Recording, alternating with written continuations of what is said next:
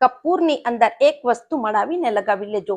શરીરમાં ગમે તેવો દુખાવો હશે, તમને હાથ પગનો દુખાવો હશે, સાંધાનો દુખાવો હશે, ગોઠણનો દુખાવો હશે, ની પેન જેને આપણે કહે છે, એની સાથે સોજો આવી ગયો હશે, બધી શિકાયતને દૂર કરવા માટે આજ હું તમને એક એવો સરળ ઉપાય બતાડીશ કે તમને કપૂર સાથે કઈ વસ્તુ મળાવીને લગાવી છે તાકી તમારે 80 વર્ષમાં પણ તમે હારફર કરવામાં જે તમને તકલીફ થતી હતી એ બધી શિકાયત દૂર થઈ જશે.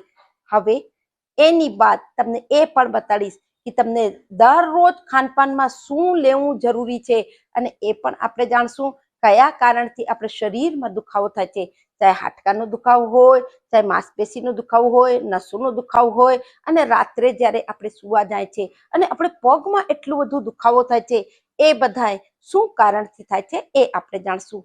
હું Kalpana Rathod, acupressure acupuncture therapist, diploma in alternative medicine. જ્યારે આપણા શરીરમાં વિટામિન્સની ઉણપ થાય છે, મિનરલ્સની ઉણપ થાય છે, જેટલા આપણા શરીરને પોષક તત્વ જોઈએ છે એ પોષક તત્વ શરીરને મળતા નથી અને આપણે હાડકાનો દુખાવો, સાંધાનો દુખાવો, માંસપેશીનો દુખાવો, રાત્રે પગમાં જે પિંડીમાં દુખાવો થાય છે એનું મુખ્ય કારણ વિટામિન્સ, મિનરલ્સ, પ્રોટીનની ઉણપ હોય છે. હવે એને પૂર્તિ કરવા માટે આપણે ખાનપાનમાં શું કરવું જોઈએ? સૌથી પહેલા તો આપણે એ ખ્યાલ રાખવું છે કે આપણે કબજિયાત ન રહેવી જોઈએ. જ્યારે આપણે કબજિયાત રહે છે ત્યારે આપણે નાના મોટા રોગ જોવામાં આવે છે, એમાં દુખાવો પણ એક સામેલ છે અને ઉંમરની સાથે સાથે આ દુખાવાની શિકાયત બહુ વધુ જોવામાં આવે છે. આજના સમયમાં તો યુવા વર્ગને પણ દુખાવો જોવામાં આવે છે. હવે એની માટે ખાનપાન શું કરવું?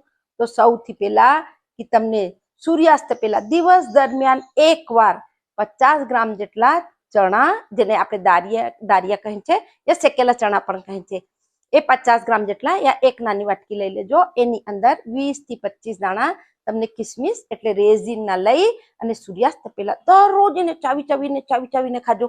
એનાથી તમને વિટામિન્સ, મિનરલ્સ, પ્રોટીન સાથે એ ફાઈબર પણ શરીરને મળશે અને તમામ પ્રકારના દુખાવા દૂર થઈ જશે. બીજું કે નાસ્તામાં તમને દરરોજ આ લેવું છે એ છે મખાના. 1 કપ તમે દૂધ લઈ લેજો. દૂધને ખૂબ સરસથી ગરમ કરી લેજો, એકદમ જેમ ઉકાળે. એના અંદર તમને 20 થી 25 દાણા મખાનાના નાખી અને એ જ્યારે દૂધ એકદમ ગરમ થઈ જાય પછી એમાં નાખી અને 5 મિનિટ માટે ઢાંકીને રાખી દેજો. એ મખાના એકદમ સરસથી ફૂલી જશે. યા તમે એમ પણ કરી શકો છો, મખાના થોડા લઈ અને હલકું શેકી પીસી પાવડર કરીને રાખી શકો છો. 1 ચમચી પાવડર મખાનાનું એની દૂધની અંદર ઉમેરી અને દૂધ જ્યારે એકદમ હલકું ગરમ હોય 1 ચમચી મધ નાખી સતત તમે આને નાસ્તામાં લેતા રહેજો. આનાથી તમામ પ્રકારના દુખાવા દૂર થઈ જશે, કારણ કે તમારા શરીરને આનાથી કેલ્શિયમ પ્રચુર પ્રમાણમાં મળશે અને હાડકા અને જે તમારો દુખાવો હશે, હાડકા મજબૂત થશે, લોખંડ જેવા આપણે કહી શકીએ, પણ સતત લેવું છે. અને એની બાદ તમને બપોરે જમ્યા બાદ 1 ચમચી અળસી અને 1 ચમચી તલ, એને મુખવાસમાં તમને ચાવીને ખાવું છે. એનાથી પણ તમને ઓમેગા 3, ઓમેગા 6 ફેટી એસિડ એ તમને અળસીના દાણાથી મળશે અને તલથી તમને પ્રચુર પ્રમાણમાં કેલ્શિયમ મળશે. એને પણ તમે બંને ટાઈમ ભોજન પછી એને ચાવીને ખાઈ લેજો. હવે કપૂરની સાથે કઈ એક વસ્તુ મળાવીને તમને એને કેમ પ્રયોગ કરવો છે એ જાણી લેશું. એની માટે 100 ml તમે તલનું તેલ લઈ લેજો. 100 ml તલનું તેલ, એને ગરમ તમને નથી કરવું.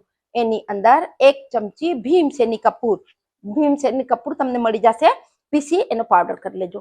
હવે 1 મોટી ચમચી કપૂર લેવું છે અને 100 ml તમને તલનું તેલ, અને એની સાથે એક વસ્તુ જાયફળ એટલે જેને નટમેગ કહે છે, એને પણ પીસીને સરસથી પાવડર કરી લેજો.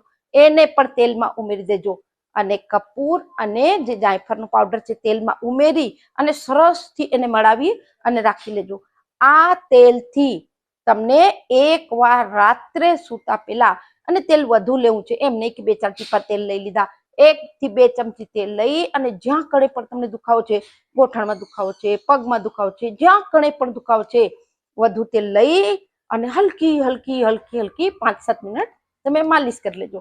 અને એની બાદ એ દુખાવા ઉપર જ્યાં તમે તેલ લગાવ્યું છે સુતરાઉ કપડાથી બાંધી એને આખી રાત રહેવા દેજો. એક જ વારમાં તમને એમ લાગશે કે દુખાવો ગાયબ થઈ ગયો છે. આને તમે સતત કરજો. આ જે તમને પ્રયોગ બતાડ્યા છે, ખાનપાન બતાડ્યું છે, આયુર્વેદ કહે છે કે ખાનપાન બદલીને આપણે શરીરને સ્વસ્થ અને નિરોગી રાખી શકીએ છીએ. પણ આપણે એ વસ્તુ નજરઅંદાજ કરી દે છે. વધુથી વધુ લોકોને શેર કરો, કારણ કે અત્યારે આ પ્રોબ્લેમ દુખાવાની તેજીથી વધે છે.